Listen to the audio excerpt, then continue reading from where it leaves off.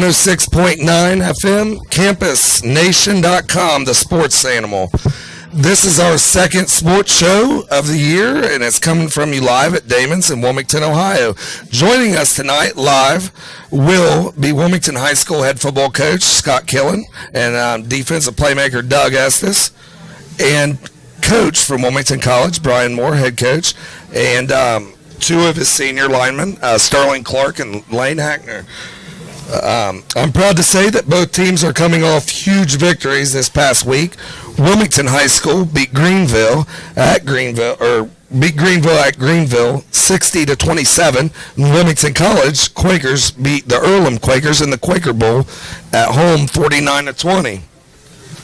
So, Coach Brian Moore, how's it feel to get your first big win as a head coach at Wilmington College? It always feels great to be a winner, and certainly to play well in our first game, to have our kids, play with a lot of passion, a lot of pride. They showed a lot of class on the sidelines, a lot of class from the moment we stepped on the field to the moment we stepped off the field. So I was probably most proud of how far our culture has come along in a short amount of time, and culminating in a win was certainly icing on the cake. Back 1993, I think it was the last time you guys rushed for 381 yards total as a team. Take us through that.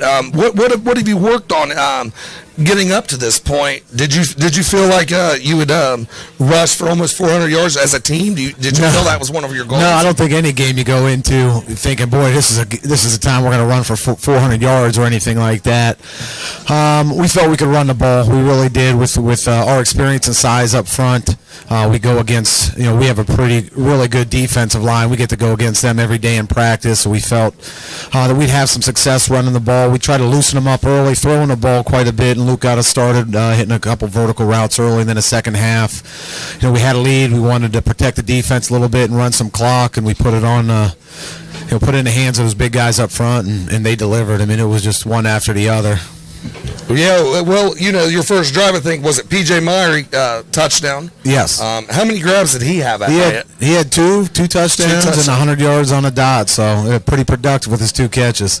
Yeah, I know. Eric Flynn was your leading rusher this week, wasn't he? Yeah, we had 120. Yeah, he had 120, and our quarterback Luke went over 100 yards, and then Gino Hinton, another running back, had 77 some odd yards as well. So everybody was kind of contributing to that number. And I seen it looked like looks like you have about four kids that can run the ball and be solid running backs. Yeah, and a lot of those yards, and I didn't have any idea really until deep into the fourth quarter that we were approaching that rushing record. But at that time we had all of our starters out, and we were into our threes at that point, and we were still taking chunks of yards with some guys playing their first ever college snaps, still ripping off the same play. So it was really encouraging to see the future as well on display. One thing, I had an opportunity to watch the game, and the enthusiasm, you guys, the sideline, it was full of kids. You guys had, would you say 55 freshmen or 45, 55 yeah, freshmen? About 55, yeah. About 55. There was a lot of kids. And, I looked down there and I seen a bunch of recruits down there. Yeah. That's very important. And they see that win. How important is that for you to have those kids on the sideline, your new recruits coming in for next year? I tell you what, it was pretty powerful. I mean, anytime you bring, we had 17 first-time visits, then another 26 guys visiting for the second time. So we had a big crew down there with their families. And it's kind of an all or nothing, chips in as far as that goes. You don't play well and you lay an egg, and that's also in front of those recruits, and that's probably a lot of recruits you're not going to get. But to play well, to play with a lot of energy, a lot of there was a great atmosphere on Saturday, and to play well in front of those guys, we got a lot of great comments back from those kids about how cool it was, how the sidelines responded, the atmosphere. So I think, as far as it exceeded my expectations of what Saturday was going to be like, without question. Now, how amazed was you by your offensive line? I see you brought the offensive line here tonight, and two of the seniors are going to be joining us here. Yeah, I tell you, I wasn't necessarily amazed. I think more, they reached a standard of what they should be capable of.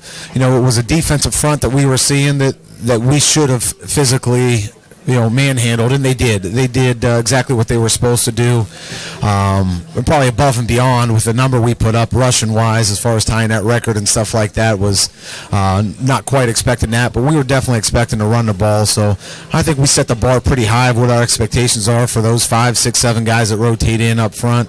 And, if they keep reaching that, and if we're able to run the ball well every week, we're going to be in a lot of football games to give ourselves a chance. Yes, and also I see, and I noticed it too. Your quarterback didn't get sacked. 17 times he went back to pass, and they held up pretty well there. Yeah, he really didn't. I mean, he ran the ball a lot. And that's most of the hits that he took. But as far as when we dropped back and protected him, we did a great job protecting him. Luke's got, a pretty cerebral kid, as I've said before. He gets the ball out pretty quick and has a good knack of feeling the pressure around him to get out of there, and that helps as well. I don't think we're going to be able to, from here on out, just throw the ball only 17 times and rush it for 381. I mean, we're going to have to count our pass protection a lot more going forward. And, and Coach Byrne and Coach Thomas have done a tremendous job as our offensive line coaches of preparing those guys, and we'll be ready. Well, now, Otterbein went over Westland last week, 36-15. And what are you going to do as a coaching staff? Are you guys going to come with a bye week this week, and then you go to Otterbein the following week? Correct. Yeah. Are you guys going to go down and watch them play Muscanium, or no? You're not really supposed to do that. Go live scout. I don't know if you.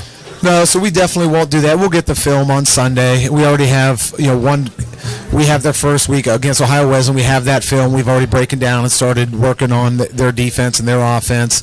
Then we'll get another game from them this weekend. So we'll have 2 games to see their personnel and how they react to different schemes and stuff like that. So we've already kind of started working on it. Now, I also noticed the quarterback from last week that the Earlham Quakers had. Yes. He was a tough I noticed you said you've coached against him in the past. Yeah, when I was at Bluffton, we coached against him for 2 years, and this year being my 3rd in a row. And like I've said before, he's probably one of my favorite college football players of all time. He's just a tough competitor. And I would take a kid like that in our program, somebody just competes, didn't care about the score, and what you saw from him every snap on Saturday is what I've seen out of that kid the last 3 years. He takes a beating, he gets up, competes hard, and he drives that football team just out of will and passion and stuff like that. And he's a fun guy to watch on the other sideline for sure.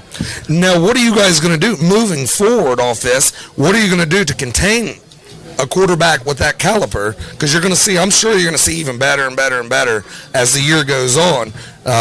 What do you plan on doing? And I noticed that you could have contained him a little more. But yep. What's your plans on that? Yeah, I mean, I don't think we'll ever see another game plan like we had to deal with on Saturday, where there wasn't a whole lot of scheme. It really was just drop back, find a hole, and run. So it was real undisciplined offense. So when you have a disciplined gap sound defense, we can pitch some fits at you with, hey, we're doing what we're supposed to be doing, but there are no run fits here. There's nowhere for the linebackers to insert. We made some adjustments at halftime, but basically we got to the point where he couldn't beat us with his feet. When we got a lead, as long as he wasn't going to make a big run, we were just going to be content with go ahead and run it. We'll let you get some first downs, and we're going to keep hitting you. But as long as he wasn't throwing it, we were more than content to just, he's going to have some good rushing yards, but, I don't even think he handed the ball off once all game. The only rushing attempts were his, and he wasn't killing us. He wasn't ripping off 20-yarders or anything. And when you had a lead, we were content. Just whatever he gets. It'll look bad, maybe for some defensive stats, but he wasn't going to beat us with what he was doing. Now, how impressed was you with Brian Gonzalez had 10 tackles, mm-hmm. and also I seen C.J. Thompson had 6. He got hurt last week. It looked like his shoulder kind of. Yeah, he got banged up a couple of times. Yeah, nothing serious. Took a couple of days off in a bye week to get him back to 100%. But both of those guys, I think a lot of it was a culmination of the guys up front with our defensive line. really made it tough for any offensive lineman to get to the second level to get to those linebackers. And with that quarterback moving around so much, they just became, for the most part, free hitters. And that's why I think a lot of their tackling stats show up on paper as bigger numbers, was because there wasn't anybody getting to them. They had their hands wrapped up with David Henry and Ryan and a lot of those guys up front that they couldn't get up to the second level to get to CJ and Brian. Now, I'm going over to you guys. Now, you're Lane Hacker. Yes, sir. And you're Sterling. Yes. All right, Sterling Clark. I'm good to meet you. I'm Chris, too. But like I said, what's the difference as a senior this year? You guys being seniors, you guys played here 3 years here. What's the difference in coaching that you really liked about Coach Moore coming in and bringing what he has to the table? Very energetic. He let us know from the very first day when we was in the weight room that we too quiet. Like, it's 6 o'clock in the morning, we're all tired, but he's letting us know that's not acceptable. You have to come in with the mentality that no matter what time it is, no matter what day it is, we have to come in energetic and have great energy. And as I think we've really adopted that and have really become accustomed to that. At practice, you just see is nothing around but flying around, music blaring, just having fun. Like, Coach always tells us 3 things: give us all you got, have a little fun, and just leave the crap off the field. So I feel like we've done that and done well with it so far. Now, what's one thing over the from your freshman year to your senior year on working? Is practices harder now, or do you think in the past more? I think a lot of that comes with experience. Being around for a few years, it's going to seem easier the longer you're here. There's still tough practices. I think we're hitting the things we need to be hitting on, but Coach isn't going to overstress us. We're doing the things we need to do, and we're getting them done right, and preparing each week for that challenge on Saturday. So easier, but again, I think that's something that kind of comes with experience there. Are you guys get off this weekend? You guys going to take it easy, watch a little football, and preparing for Otterbein. Now, you guys been working? Do you guys work out throughout the whole week? Or, the days you do work out. What days do you work out? Do you take any days off through the week, or Thursday, Friday? I know we're going to have Friday through this weekend off, but we've really had the same work schedule this week. Honestly, we still got in and got our lift in on Monday and Wednesday. Tuesday and Thursday, we had our same regular normal practices. So, I really wouldn't say, the only thing I say different about the bye week is just we just don't have a game. Other than that, everything's pretty much the same. What's it mean you guys tying a school record at 381 yards, and you guys are the part of the offensive line here that pretty much done it? That's history. You're making history. That hadn't been done since 1993. That's something to be proud of, coming in, winning the Quaker Bowl, starting off your first game of the year with a big W. What's it feel like to you? It feels great. I don't think there's really a better feeling in the world than coming out and winning the game, and as an O-line, being able to get our running backs yards like that and opening up holes for them. It feels really good, especially for guys like Sterling and I and Saul Boysel that have been here for a little while, and these younger guys too. We have some really, really great running backs and some guys with a lot of potential that I think Sterling and I have seen. Eric Flynn's the guy that we've been here with since the beginning and love E to death, and we're glad that we're finally to that point that we can, get him the ball and get him the rock and open up some holes and get him some yards. So it's great for that, and I think it's great for this team to see, how we're turning that page and getting into everything that Coach Moore's given us and turning this program around. It's just really awesome to see for all of us. Now, how's your guys' relationship with Luke Credit? I think Luke Credit really showed a lot of poise. He was tough this week. He played tough. Ran the ball hard. He threw the ball nice. What's it like playing with Luke? Luke, he's Mr. Cool, calm, and collected. The situation is never too big for him. He just sits back there and does his job, and that's why I feel like he's grown so much over these past 4 years, really. He came in spring of our freshman year, and ever since then he's became a leader, always known what he was doing, and that's why I feel like he had the success he had on Saturday, and we hope to keep the success going throughout the season. Now, this is your guys' last go around here at Wilmington College. What example do you want to leave to these younger kids to follow in your footsteps? What do you want them to best remember you guys of? Go ahead and go with you first.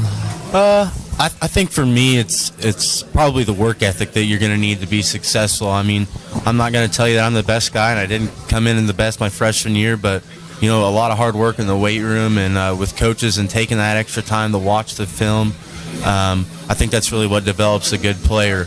And putting in that extra time is what's going to get these guys to that next level and to be able to have some success and be able to run the ball like we did Saturdays. Getting close with your teammates, being that close, tight-knit unit, and just putting in that extra work, especially in the weight room and between classes and things like that.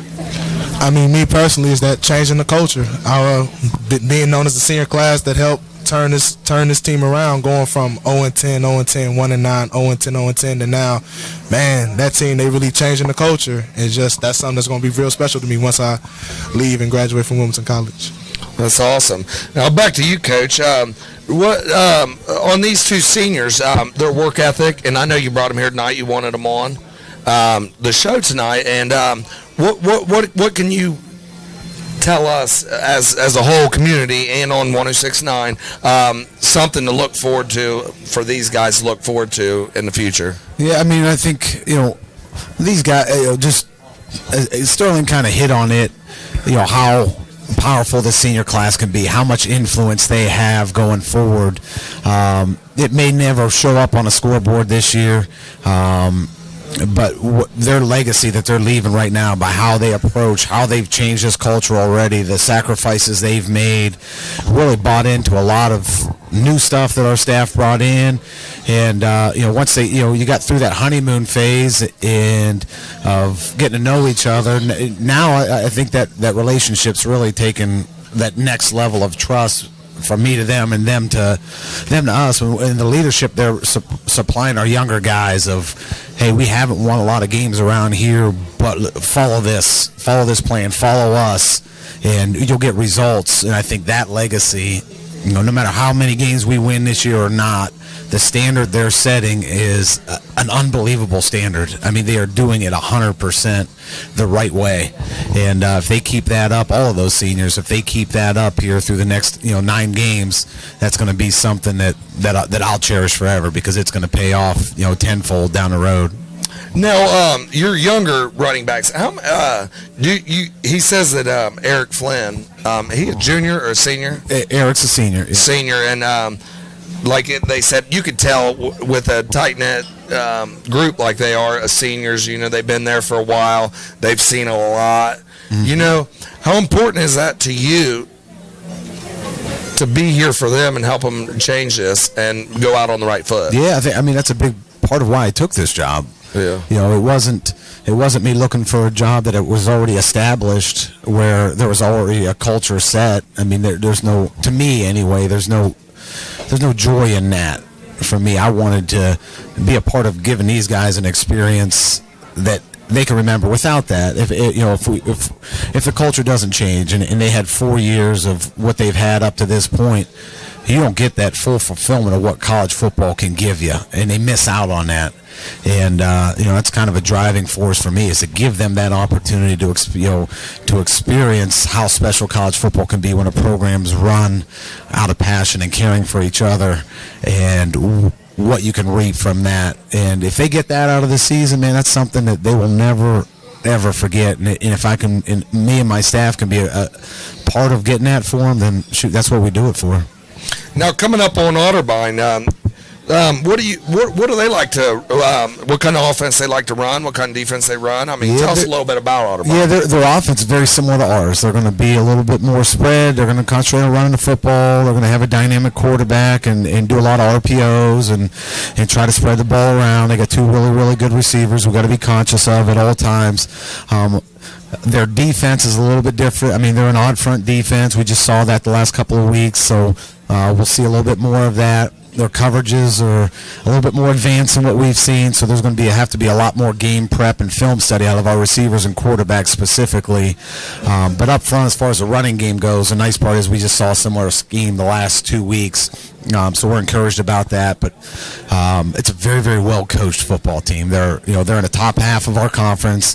Coach Dalp and his staff do a tremendous job. They don't lose games by coaching. They put their kids in great situations, and you're going to have to make plays to beat them. You're not going to line up and run for 381 yards. You're going to have to, you're going to have to play. You're going to have to make plays. Now, going back to you guys, so you're preparing for Audubon this week. What's some of the things this week that you guys are going to prepare on films? How are you going to study? What you going to do this week? I feel really just making our assignments still the same, just toning in on our technique. I feel the big thing is just our technique, just focus up, cleaning up those little things that we did poorly in the game versus Earlham, but we can still do better at.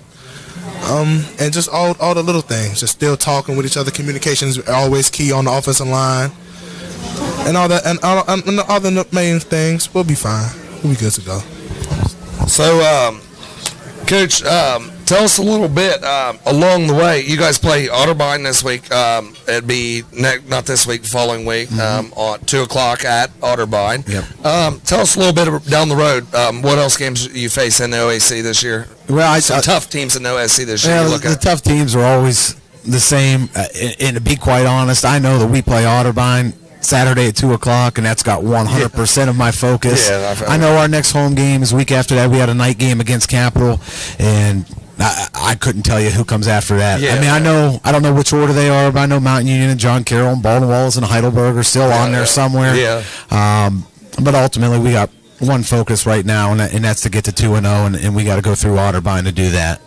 Now, up front on your defense, you have a kid that was hurt last year. David Henry, yes. Yes. Having him back, how special was it having him back? It's great for our defense, no doubt about that. But I think for David, the individual, as passionate as he is about football, being a local guy, getting a red shirt and being able to come back, and he wasn't able to do spring ball and missed a lot of the early parts of camp. I never seen anybody so excited to play a football game when we kicked off, and he changes your team. When your biggest, scariest guy is your most vocal guy. You guys rally around that. There's no doubt about it. So it was great for him, and it was certainly great for our defense. It was great for the team overall to have him back and dominating at the line of scrimmage. We moved his position, so he had to make some sacrifices. Moved inside a little bit where he's used to being on the edge, but I don't think he cared at all. That kid just loves to play football, and you can see it in his eyes on Saturday, and it's a scary thing.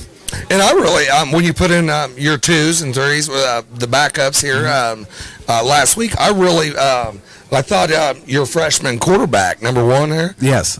he was solid. He come in and make a nice pass. I mean, what was that? How promising was that? Seeing him come in right away and just come down the field and march down and score. Yeah, it was great. Anytime you get an 18-year-old kid and you can get him reps early in the season, and get that kid basically a quarter and a half worth of work. And usually when guys get into blowouts, quarterback-wise, you just hand the ball off. But for him to operate, pull the ball a couple of times on some RPOs, throw a long pass to Dylan Volts, and get us operating was, you could tell the moment wasn't too big for him. And I think that, looking down the road, is something that, for me personally, I'm really, really encouraged about.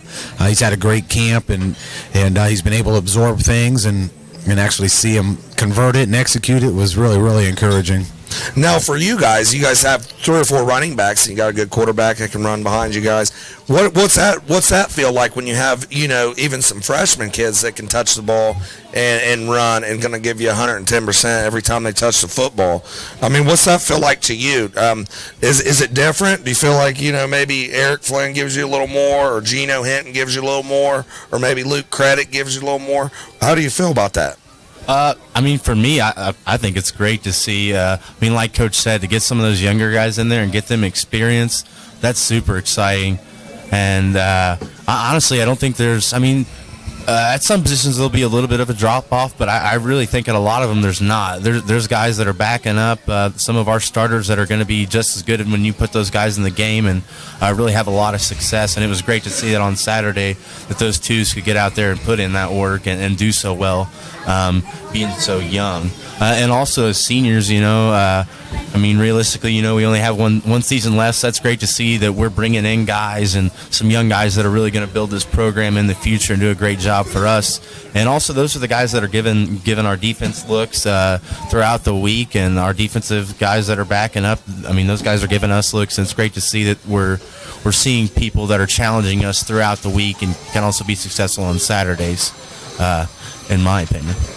Now, how important was it? You guys been here for 3 years. This is your 4th year being at Wilmington College. How important was it? And I could feel the atmosphere. You could just feel it out there. The crowd was roaring. I mean, it was rolling. What'd that feel like? And you coming off the field and everybody standing up just cheering? I mean, coming off your first win of your senior year. Oh, it was definitely exciting. Anytime we were able to get a crowd like that we had on Saturday, it was exciting.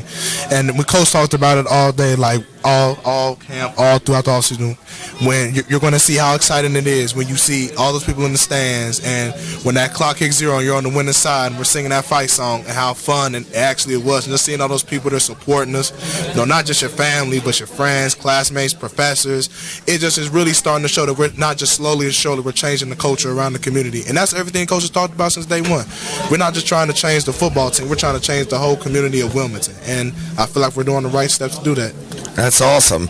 Now, Coach, you got these guys. They're drinking the Kool-Aid. I like that, and that's what you got to do. You get involved in the community and do these things. I mean, everybody's got to get a little sip of the Kool-Aid. Yeah. And with Coach Killen taking over here at the high school level. He's a Wilmington College grad. Yep. Great coach. Great coach. And I just feel like we're just changing in the whole culture. What do you plan to do from here on out? Right now, we're not changing anything. Right now, we have a standard in place. We have expectations in place. We know we're close to reaching them.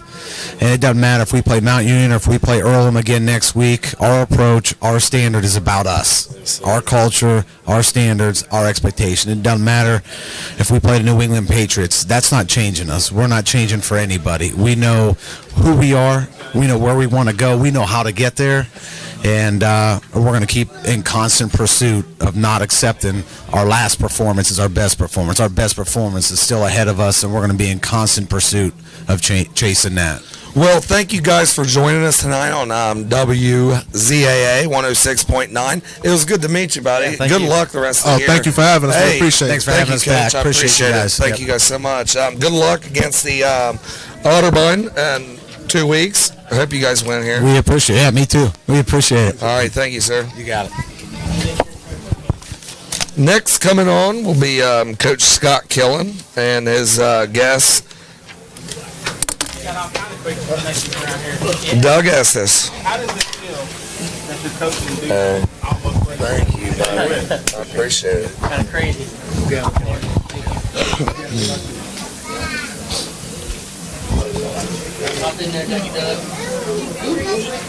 What's up, buddy? Chris, buddy. I know. I'll just ask you basic questions. Just talk football. Like me, everybody gets nervous like that. So just talk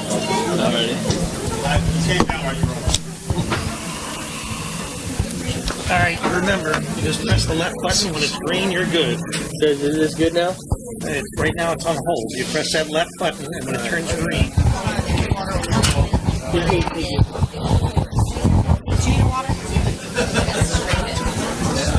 Hey, you want him to turn his on too? Yeah. Because we got about an hour and a half. Kind of talking.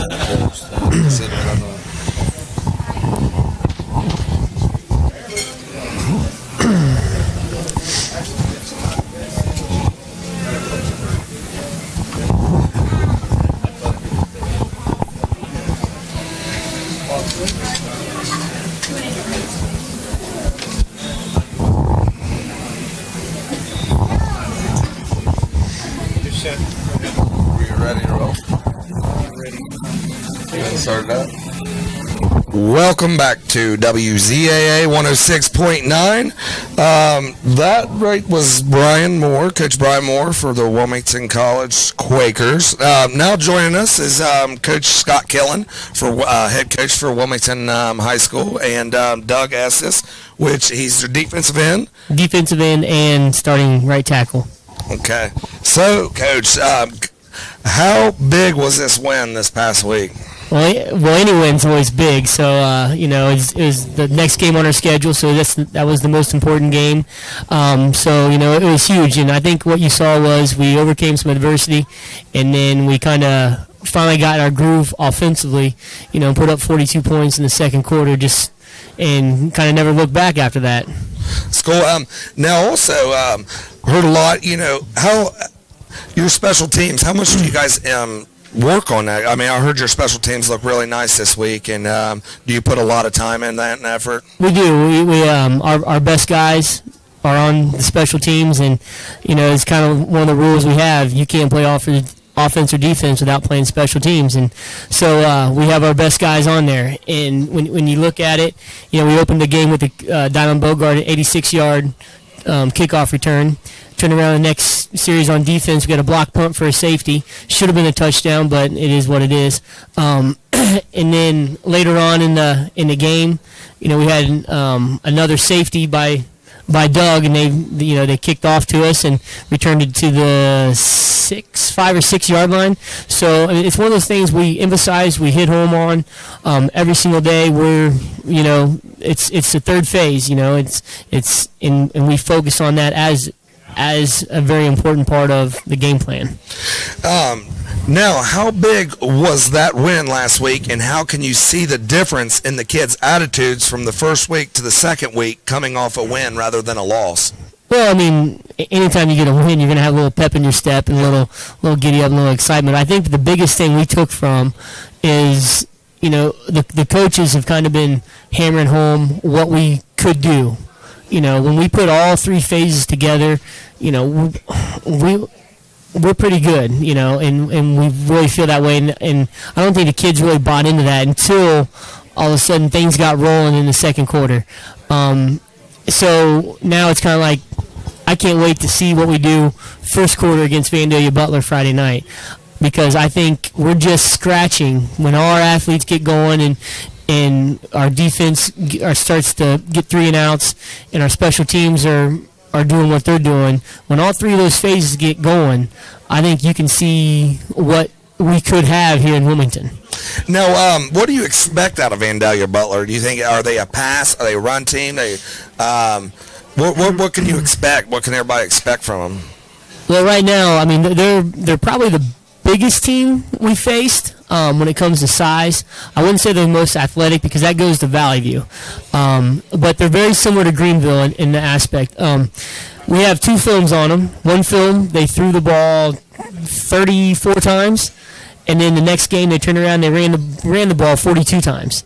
So it's kind of one of those, like, they're going to go with whatever is working for them. I will tell you this, looking at them, scouting them, they live and die by the big play. They have a 6'5" wide receiver they just throw the ball up to. So we really have been focused on our secondary and kind of change things around where we were, because Greenville burned us for a couple plays. So we had to reevaluate what we were doing, and we did that in the game, and we continue to do that in practice this week. So going to more of a bend but don't break. We want teams to drive the field on us. You're not going to get a big play. Drive the field, chunk us, because I think over time we're going to figure them out, and then we'll get some stops. So and then defensively, they run a 4-4 or cover 3, and they got some big boys on the D line, some very big guys that just they're going to eat the gaps. So it's very important for us to keep our pad level low on both sides of the ball, and and then just do what we do. So now tonight, Doug Estes joining you. Yes. And he's your defensive end and right tackle. Right tackle. Okay. Recently he moved to right tackle? tackle? Yeah, it was one of the adjustments we made after the Valley View game. So you're coming off shoulder surgery from last year, Yes, sir. and you didn't get an opportunity to play last year. What did it feel like coming back out at the beginning of the year and putting the pads back on? Oh, it felt great. I was super excited. First game, first quarter, I was a little nervous. Haven't played. Just a little. Yeah, I haven't played a Friday night game in 2 years, and I was pretty excited. I was ready to make some tackles. Now, what's one thing that the coaches can expect from you? What you're going to do, no matter what, when you're on the field, you're going to give them 110%. What can they expect from you now, putting you on the offensive side of the ball? Well, they can expect definitely 110%. I work hard. I think I'm in good enough shape to play both ways, and I'll always do my best and fight, be physical. Now, your off-season program, like when you weight training, you was always there. Was you? Do you play any other sports? Basketball, baseball, any track? I used to wrestle freshman and sophomore year, but with the shoulder injury, they told me I couldn't go back to wrestling because all the funky moves and position my arm would be in. So it was just I had a personal trainer, worked with him at 5 o'clock in the morning, then did football workouts, and that's about it. Now, last week you had a safety there. Last week coming. Yes, walk me through that, if you could. Well, we got him pinned down like 2-3 yards out, and all the players and coaches were yelling safety because we just turned the ball over and we were trying to get some points, get the ball back, and I just knew I had a feeling I was going to get it. I was even like yelling to my teammates. I was like, man, we got to get this safety. Let's get this safety. And I fired out really quick. The tackle or whoever was supposed to block me, they didn't even look at me by the time I was past them, and I just ate the quarterback. He did not. He was lefty. He was lefty. He was lefty, and he was throwing to the left side, and he never saw me coming. I just hopped on his back and just. Well, that's awesome, Doug. And you know, that just like that, how great is it, and how great does it feel to get some points on the defense side of football? I'm a defensive player. I'm defensive minded, and you know, when we get our points on defense, we take that some pride. You know. Oh man, I was pumped. I got him down, and that was the first time I've ever scored Friday night, and really first big play, and since. Heck, I didn't play on Friday night since sophomore year. It was first big play, and I probably went a little bit overboard with the jumping around and screaming and slapping players' hands, but I'm sure you deserve that. I mean, you take He's a year fine. off on Yeah, Thursday. absolutely. You didn't play all last year. Oh. You know, sometimes, hey, as a coach, I think I've coached in the past. You want to see that excitement. You know, I understand excessive, but what does he give you every day, every Friday? What does he have to offer? Well, here's the thing with Doug, you know, and going in, you know, first off, he's a senior, and so he's one of those leaders, and he leads by example. He encourages others, and he's gonna empty his tank, as I like to say. I'm always looking for those players. Doug's one of those guys. I don't have to worry about whether he's going to bring it on Friday nights or if he's going to bring it on practice. You know, and you know he used to. You know, he talked about his injury and how he wrestled his freshman and sophomore year and stuff. You know, I got a good friend who's a wrestler. You know, wrestlers, you know, they got a little bit different DNA in them. You know, they just go and don't realize that they're tired. You know, and that's what Doug is. You know, I never worried about Doug pushing himself in the weight room. You know, because like you said, he was at a personal trainer before he came to me in the summer, and then he left me at 10 o'clock and he went and he worked the entire day. You know, so you know his work ethic is tremendous. So. And that's one reason why, you know, we don't have too many two-way players. Doug's one of them, but we don't worry about him, you know, not doing his job and not being in shape because he is in shape. And that wrestler mentality pays off because he just goes and goes and goes. That's awesome. And you know, this year, what's your offensive line look like? What do you up front? I mean, the weight-wise. Oh my gosh! It kind of fluctuates when you go left to right. Let's see. We got Connor Barton. He's probably 270, 275 left tackle. Then you go to left guard, and we got Derek Davis, who's probably 240, 245. Then we got our center, who's probably 145, 150, soaking wet with pads on.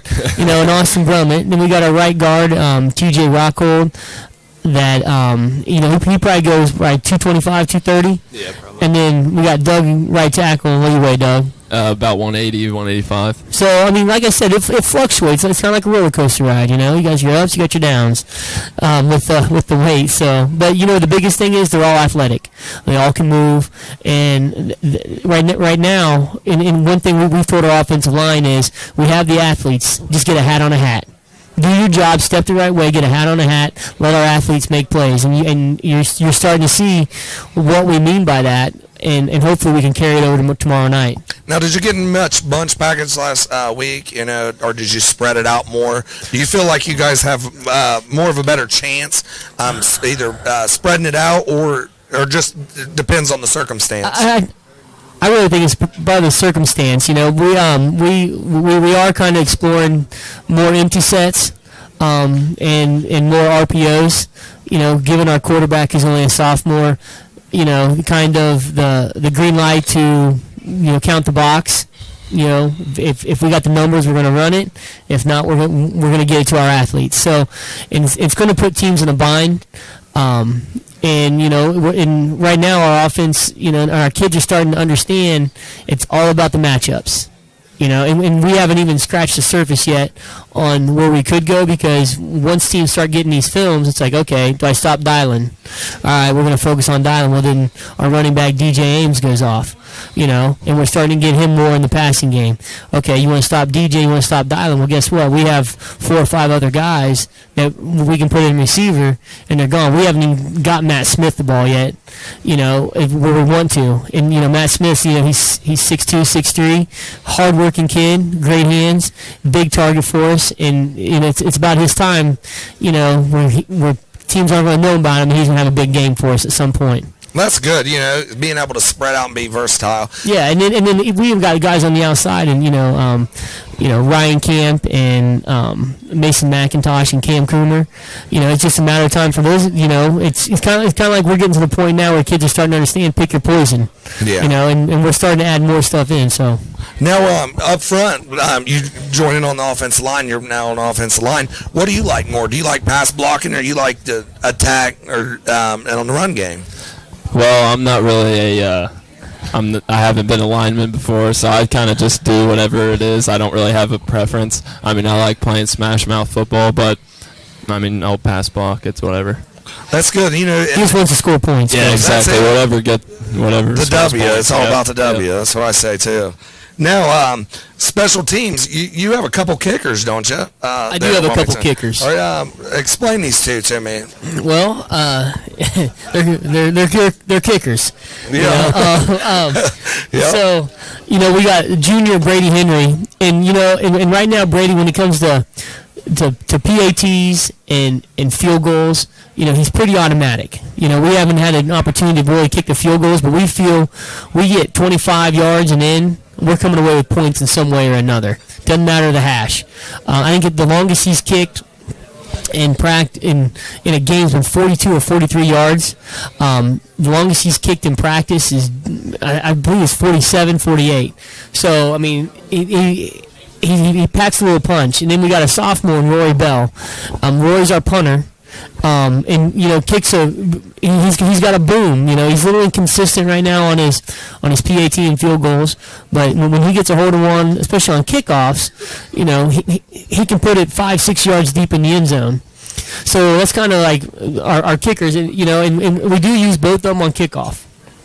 And like I said, Rory has a better boomer. He can get it to the goal line, to the end zone, more consistent.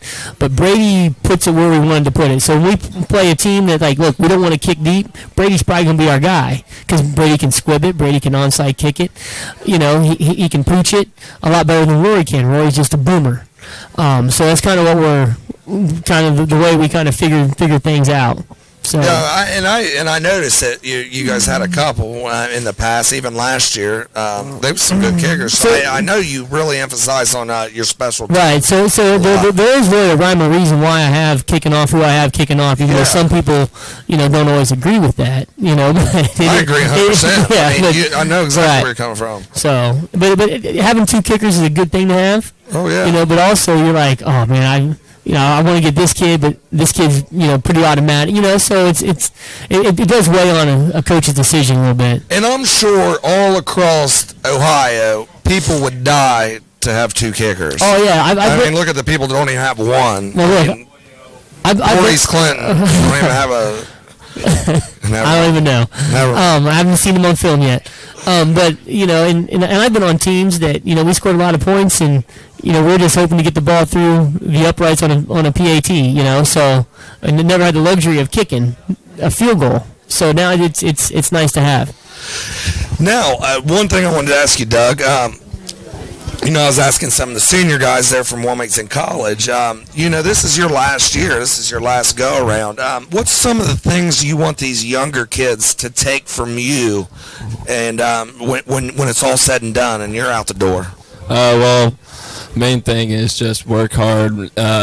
When you're young, you don't start Friday nights unless you're crazy good, and that's just the thing you got to deal with. They need to keep a good attitude and practice and cheer on their seniors, because when they're a senior, they're going to want their young guys to be hyped for them, and just keep good attitude, work hard every day in practice, get better, so that when you're a junior and senior, you will be a star Friday night, and that. And I understand where you're coming from, because as a freshman, it is very tough. Oh.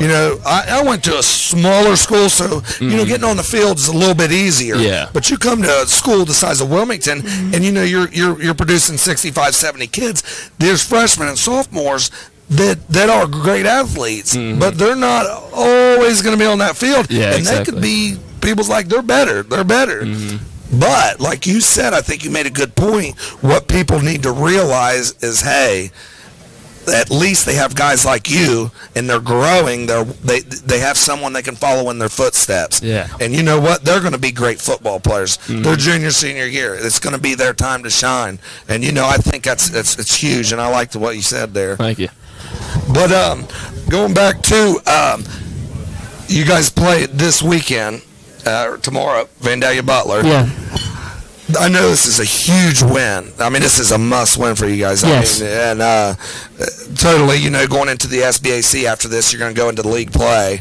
And the league's probably a little weak compared to what you've played the first 3 weeks. I mean, the first 3 weeks, you're not going to see anything compared, especially somebody until Massey, probably like your first week Valley View. Right. Of course, second week, you guys came out and put the throttle on. And then this week, like I said, you guys get out of this way. I seen you guys moved in the top 25 in Max Prep. I know you probably don't care about that. But don't even look at it. Yeah, I figured you didn't. But, I mean, that is important, though. I mean, people's looking at you and saying, man, because they got to realize you guys came Valley View, and what was it, 31-31? 31-31 going in the fourth. Yes, I mean, that's the thing. You got to look at that. They're ranked number 2. I mean, regardless on the Max Prep, whatever it says. But that's a good football team. Right. So you get out of here and you win out 9-1. I mean, you'll be setting pretty, won't you?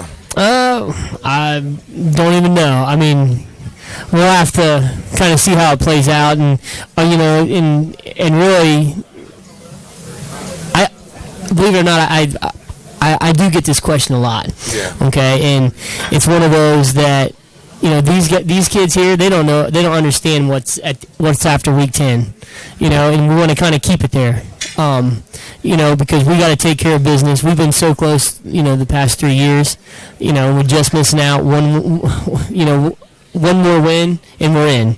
Yeah, but the thing is, these guys don't know about that. So right now we're just going to keep it focused on Vandalia. Yep. Then we'll look at week 4, week 5, and just kind of get a little momentum, stay healthy, keep getting better, and then we'll take care of business 1 week at a time. And then if we have the opportunity to talk about what's beyond week 10, then we'll talk about it. But right now, I'm just going to Yeah. keep that out there for him. And I agree with you 100%. I just thought I'd throw it out there because you get a lot of people asking. They're like, well, what's going to happen? What's going to happen? I get it all the And I time. guarantee you listen to it all the time. I just thought I'd throw it out there. Well, and the thing is, like you got the Harbin points and stuff, and these guys don't know anything about Harbin points, and I'm going to keep it at that. Let's get better, play football, grow as a team, build the culture, and let's play. Now, you said, what did Vandalia come out on their defensive side? What do they like to run? What kind of coverage they Well, I'll tell you what, it was kind of hard because the two films we had, we're kind of guessing at what they do. Okay, so they come out and they play two run teams, a wing T team and actually two wing T teams in Tecumseh and Maslin Perry. So going in was like, okay, 4-man front, 3-man front. Last year they gave us an odd front. You know, they pressed us. You know, what are they going to do? So really, we're going in kind of blind on how they're going to line up to certain formations. So, so the first couple of series come kind of feeling out and see which direction we go offensively. You know, but they are big. They do have athletes. There are some areas we are going to attack. We have found some weaknesses that we're going to exploit. You know, we're going to take what they give us, you know, and we're going to hit them, and then hopefully something opens up and just give our guys some time, and somebody's going to break something at some point. There's no doubt in my mind. Now, going on this topic real quick, I just wanted to see, you know, as a seniors and senior leaders and as a coach here, Coach Killens here, as a senior, did you guys get together and back when I played, we made our goals. You know, we had our goals. We had what in mind, things that you want to do, things that you want to accomplish. You know, during the years, I mean, maybe it's 1,000-yard back. Maybe it's, you know, Brady throws over 1,000. You know what I mean? Maybe 4 or 5 less sacks. Mm-hmm. I mean, you guys have any goals? Well, as seniors, we didn't really get together and come up with a goal. We kind of just stick it with the whole team. We talk about what we want to do every practice, and we like when we're cheering each other on and stuff, we yell out what we want to accomplish this year and all that. And yeah, man, we just That's awesome. we Yeah, just do us. Yeah, and that seems because some people just don't sit down and just put out a goal. Yeah, they just kind of, as amongst each other, Yeah. you know what you're going to do and get the job exactly. done. As a coaching staff, from your standpoint, what was your main focus going into this year to be a better football team and get over that hump of 7-3 to get to the top? Well, really, just getting better, and I talk to them all the time about being great teammates, and just competing every single day, and that's kind of going in the. Let's be honest, everybody knows what our goal is. We don't have to sit here and explain or go in depth. I mean, every single kid in that locker room, they know what our goal is. So we'll just leave it at that. I mean, it's kind of like an unsaid goal. So, and I know Rick's sitting there laughing. Rick has no idea what our goal is. He thinks he knows, but he really doesn't know. So, and every day we work towards that, and we know that every single practice is an opportunity to get better. Every single game is an opportunity to move up the ladder. So that's the way we approach it. Every practice, every game, and build. Right now we're 1-1. Our goal is to be 2-1. We can't reach our goal if we're 1-2. Yes. So that's kind of where we're at. And I feel you. Now, last year, did you have Vandalia at home? No. Or they just came on your schedule? No. This is our third. No, this is our fourth year playing them. Okay, so the first year when I was here, we played them there and we won. We've lost the last 2. Okay, now coming back, do they have any key offensive weapons coming back? I tell you what, I mean, I'm good with numbers. I'm not good with names. Yeah. They returned their quarterback from last year, who was a sophomore last year. His first start was against us. So I think his last name is Motter, Motter. They have I know number 13's back. He's the one that ran 2 kickoff returns back for us or against us last year. He plays their wide out. They got a couple of linemen that are back that really did a nice job against us last year, but Doug's going to have his hands full tomorrow night with them. So, I mean, do they have and their running back? Their running back's a good, hard-nosed kid that, he's not flashy, He just gets his shoulders turned, and he runs downhill very hard. And his last name's Logan Flat. I mean, he's a very good back. Probably one of the better backs we're going to see all year. He's not as good as the Genslinger kid. Probably not as good as Pointer at Massey, but probably right there is number 3. Now, do they like to get it to the outside? Or They run love off getting that to the outside. outside. Okay. So you want to contain. Right. Their number one play is a stretch play, and that's what we worked on all week. You know, our ends can't get hooked. Everybody filling their gap and flying. Now, how important is it? Now, is Doug playing your weak side, like Strong your side. strong side? Okay. And you probably have Jaron playing the We moved Jaron down inside. inside. Okay. Put more speed so on the you got a D-line. weak, so you can get something on the Yeah. outside. Now, how important is it for that weak side DN to chase stuff down? Does he He's got to stay home, do his job. do his job? Okay, that's Yeah. what I was. That's what I Stay was, home, do his job, because they do run counters and stuff, and he's going to have his Come hands right full back he's going to have his hand full with the other tackle. Their 2 tackles are their best 2 linemen. So we really got to, they got to stay home, they got to keep contained, and they got to sit. They go too far upfield, they're going to have a big hole to run through. So that's what that's what our focus was this week. No, and your job on defensive end, coming up field, blah, blah, blah. Are you more hands-on, or you a D-gap, C-gap player? I mean, what's your job? Well, basically, I just contain the end. Don't let anybody get outside of me, and I'm supposed to squeeze the tackle's shoulder so it doesn't create a big gap for if the running back were to pass the ball or the quarterback were to be passing, run right through that gap, or the running back, if he's blocking and they did some trick play or something where they ran. I just got to keep that gap closed down and contain. Don't let anything get outside of me, and smash the quarterback when I can. Yeah, that's awesome. So coming up to this week, now tight end set. Do they like to run a lot of strong? No tight end set. None. None. None. They're all spread.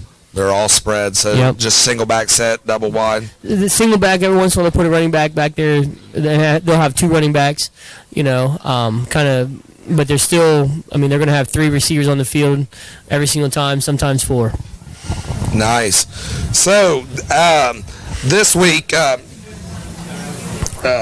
Saturday, I watched. I like how you guys are getting all the kids involved. I mean, every Yep. kid's getting on the field, and with 60 kids, you're going Friday, Saturday mornings. Right. You do your Saturday mornings. Also, and I see you guys down there. I see these older kids down there Yes. with the younger kids. See you coaches down there coaching them up, and just building a team and Trying. and that's what I really like.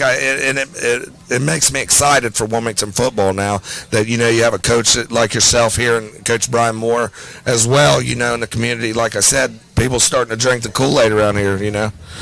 Hope. I just thought I would defend myself here because all I worry about is good football. I don't Okay. care what week it is.